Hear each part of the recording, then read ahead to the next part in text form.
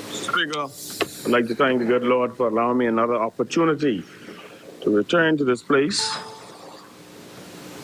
And I'm proud to rise on behalf of the great people of Long Island, a people from whence I came. Mr. Speaker, before I begin my contribution, I'd like to wish a belated happy birthday to the greatest woman I know, my grandmother, Lenora Gibson, who turned 87 on the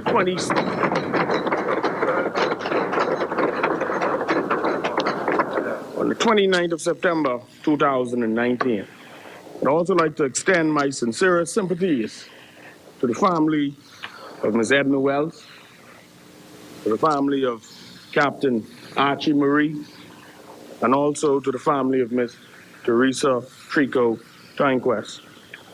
Let me also extend sincere sympathies to the family of the late Honorable Tennyson Wells, his wife, his children, his mother, who resides in W&Sc, my former teacher, his sister, Ms. Pipefrom, Ms. Iris Pinder, former campaign manager, his brothers, their wives, etc.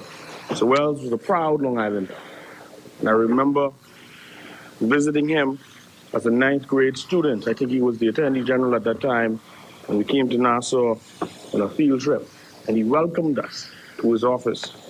I was honored to have his support during the last general election.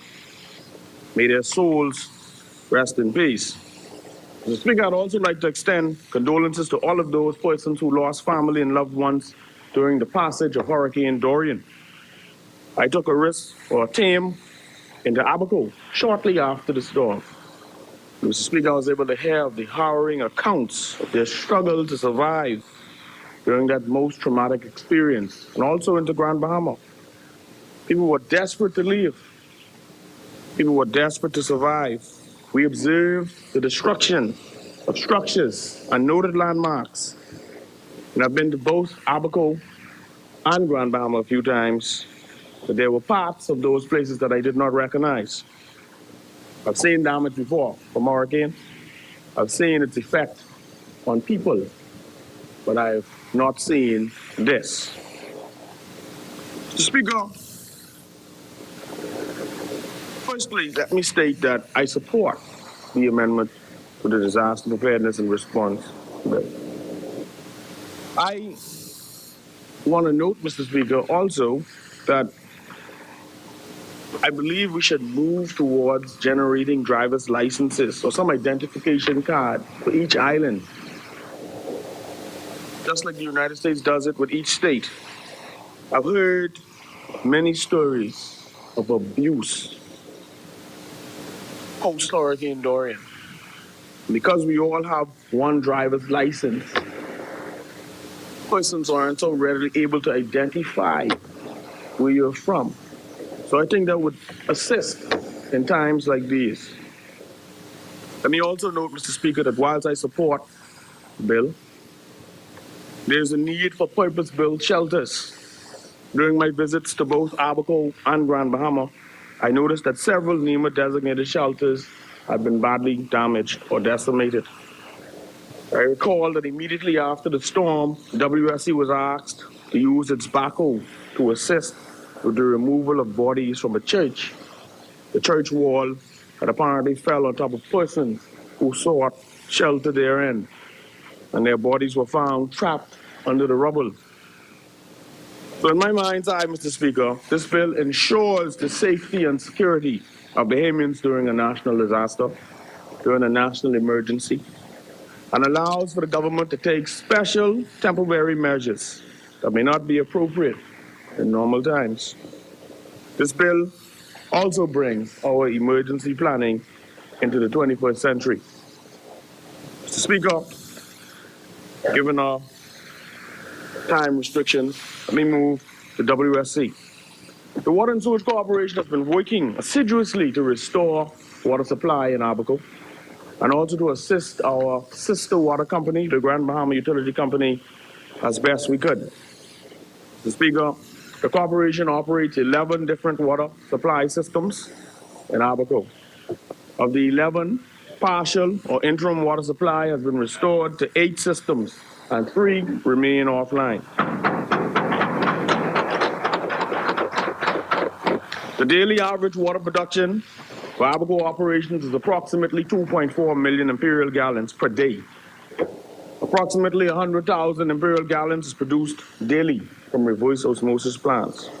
And so, Mr. Speaker, the Grand Key system, which supplies that northern key, is presently offline. However, the desalination plant has been repaired and it is only offline so that we can take the necessary precautions and test the water. A team went in there today to do that before we give the green light for that water to be turned on. The W&Sc water supply supplies a community off of East Grand Bahama, and that is presently offline. W&Sc is working in conjunction with the various non-governmental agencies who are attempting to get a small desalination plant operational to supply the remaining residents on W&Sc with basic water supply. The Cedar Harbor water supply system, which supplies the settlements of Cedar Harbor, Wood Key, Mount Hope, Foxtown, and Crown Haven, is now partially operational. The Blackwood water supply system, which supplies the settlement of Blackwood, Fire Road, and Cooperstown, is now partially operational. The Treasure Key water supply system, which supplies Treasure Key and Green Turtle Key via an underwater line, is presently off. Our team hopes to partially restore some water supply to this community by this weekend. The Marsh Harbor water supply system, which supplies the Marsh Harbor, Spring City, Dunderstown, Murphytown, Central Pines, Pelican Shores, and Eastern Shores communities, is now partially operational. The Casa Arena water supply system is now partially operational. Mr. Speaker, the Cherokee water supply system, which supplies this community with water from the Winding Bay Development Desalination Plant, is now operational as well, as is the Crossing Rock water supply system, which is partially operational, and the Sandy Point water supply system, which is now partially operational. Mr. Speaker, contrary to what I've heard last week, the Moores Island water supply system, which supplies the Southern Key, is fully operational. Mr. Speaker, power supply at all facilities are still based on standby power generation, with the exception of those in South Abaco, where the power supply from the Bahamas Power and Light Company has been restored. However, Mr. Speaker, even that supply is experiencing some challenges due to losses that the corporation has encountered. Our restoration supplies, or restoration teams, are made up of personnel from Abaco, New Providence, and other islands, with additional vehicular and standby generator resources shipped in to bolster their efforts. Whilst W&Sc has been successful in restoring an interim supply for many communities in the Abacos, it must be highlighted that there will be periods of low pressure and/or no water, given the fragility of our power generation, water production, pumping, and distribution system. In Marsh Harbor, the restoration efforts have been focused on providing water supply for critical government buildings and those housing relief and restoration teams to aid the cleanup and restoration activities. In summary, Mr. Speaker, interim water has been restored for most of the city center, Spring City, and parts of Central Pines, with teams now commencing work to restore supply to Dunderstown and Murphytown. 2 water trucks, one being a 2,500-gallon tanker and a smaller 900-gallon tanker, are also being utilized to tanker water to critical locations on the mainland. This includes filling bladder tanks that have been set up at our various strategic locations and providing water to governmental agencies and NGOs providing relief and restoration services. Mr. Speaker, W&Sc is also extremely concerned that both of our sewage systems in Abaco, namely the Treasure Key sewage system and the Spring City sewage system, have been compromised. We've experienced substantial damage at those stations during the passage of Hurricane Dorian, and with no electricity supply and 17 different sewage lift stations in Treasure Key, we are facing a substantial sanitation challenge. Both of these systems remain offline, and our teams are working to provide some immediate short-term solutions, commencing with an initial cleanup of all sites in the coming days. Mr. Speaker, immediately following the passage of Hurricane Dorian, W&Sc dispatched teams to the Abacos. On Wednesday, 4th September, I led the initial W&Sc assessment team that landed in Sandy Point and journeyed to Marsh Harbor. All W&Sc operational systems have now been assessed, and the immediate damage, and this is not the final estimate, but the immediate damage estimate is in the $15 to $20 million range. As an aside, Mr. Speaker, kindly also note that the loss of revenue from our Abaco operations will have a serious financial impact on the corporation. Abaco is our second largest revenue stream, and the loss of revenue will have a serious financial impact. The damage to W&Sc's Marsh Harbor and Treasure Key water and sewage systems are particularly severe. Both the 500,000 and 250,000 imperial gallon storage tanks in Marsh Harbor were severely damaged, and the 500,000 gallon storage tank in Treasure Key was totally damaged. Thus far, our team in Marsh Harbor have repaired well in excess of 200 distribution system leaks.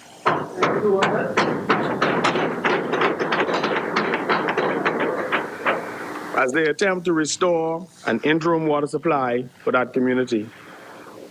The Treasure Key and Spring City sewage systems sustained substantial damage to all of their above-ground infrastructure, such as control panels, etc. Water storage tanks on Green Turtle Key and Moores Island also sustained structural damage, and the storage tanks on Grand Key and Sweetens Key were completely destroyed. Many of our buildings suffered varying degrees of damage as a result of both flooding and wind-related damage to their roofs. Flooding also damaged many of our electrical and mechanical systems, including our pumping station pumps, well field pumps, and standby generators. Similarly, our entire vehicular fleet was damaged, ranging from major to total destruction as a result of flooding and flying debris. An assessment of our underwater main between Abaco and Green Turtle Key is currently being undertaken, and further assessments will be planned for the coming days. W&Sc's commercial office in Treasure Key was totally destroyed, and the commercial offices in Marsh Harbor, Green Turtle Key, and Cooperstown sustained varying degree of damage. Mr. Speaker, W&Sc employed 25 employees as part of our Abaco operations prior to Hurricane Dorian. Unfortunately, many of them suffered extensive damage to their homes, vehicles, and personal belongings during the passage of that hurricane. W&Sc has taken steps to assist our staff in the aftermath of Hurricane Dorian, including, but not limited to, paid leave, financial assistance, care packages, and mandatory counseling. Some employees have opted to temporarily relocate to New Providence or other islands, and some have returned to Abaco to assist with the restoration and rebuilding. Of the 25, 10 have opted to remain in the Abacos, including 8 on the mainland and 1 each on Grand Key and Moores Island.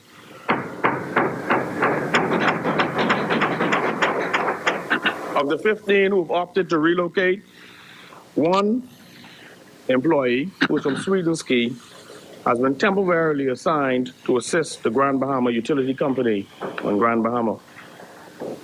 Mr. Speaker, given the devastation in some of our well fields and the surrounding community, that is Marsh Harbor in particular, W&Sc laboratory technicians have collected samples and continue to collect samples for thorough testing and ensuring that all local and international water quality parameters are met prior to recommissioning any water supply.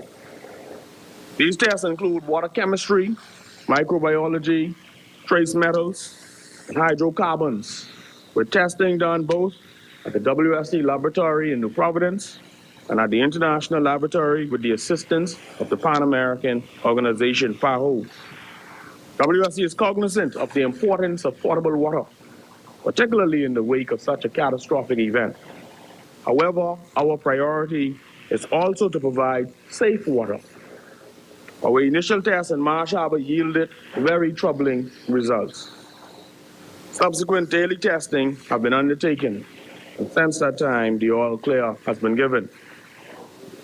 Mr. Speaker, I am pleased to confirm that the Bahamas has been greatly assisted by NGOs who provided tremendous assistance to the people of Abaco, particularly as it relates to water. The Water Mission Group has 4 desalination plants operational on Abaco, 30,000 gallon per day plant at Marsh Harbor, and 3 1,000 gallon per day plants are operational at the Treasure Key Clinic, the Green Turtle Key Dock, and the Green Turtle Key Club. The Samaritan Voice Group has a 2,500 gallon per day desalination plant at the Treasure Key Government Dock and a similar sized plant at the school in Cooperstown. These desalination plants have accompanying bladder tanks that have been provided by ourselves as well as NGOs, which are facilitating customers and persons on the ground who can just walk up or drive up to fill their bottles and tanks with potable water. These are just a few examples, and I'm extremely thankful to many formal and informal bodies and groups that have offered to help and those who have actually provided assistance in one form or another. And so, Mr. Speaker, as I draw to a close, with the aid of the contingent loan for the natural disaster emergencies between the government of the Bahamas and the Inter-American Development Bank, W&Sc hopes to shift its focus from restoration to major reconstruction this week, commencing with the procurement for the reconstruction of its water and sewage systems, utilizing its $15 million allocation of this contingent loan, $6 million of which we received on Monday. The reconstruction includes, but is not limited to, desalination plants, storage tanks, well field and distribution pumps, standby generators and critical switchgear works, pumping station buildings, water treatment systems, distribution system repairs, sewage lift stations and wastewater treatment facilities, offices, fleet vehicles, and heavy plant. Mr. Speaker, I am pleased to note that the first component of the procurement works will commence this Friday with a visit of shortlisted tank companies visiting Abaco and the Keys to view sites where new tanks are required due to the total destruction of the tanks that previously occupied those locations. These new tank proposals are expected within a week. Similarly, by early next week, we expect to launch the sewage component procurement exercise. This is critical to maintaining good health and sanitation for the residents of Treasure Key and the Spring City communities, where our existing sewage systems, as I noted earlier, will require extensive rehabilitation works.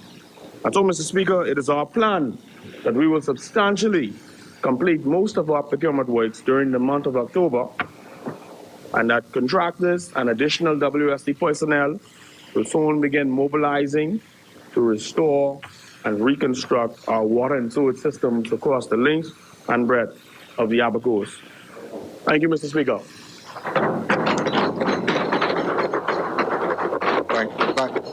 Thank you, Honourable Member.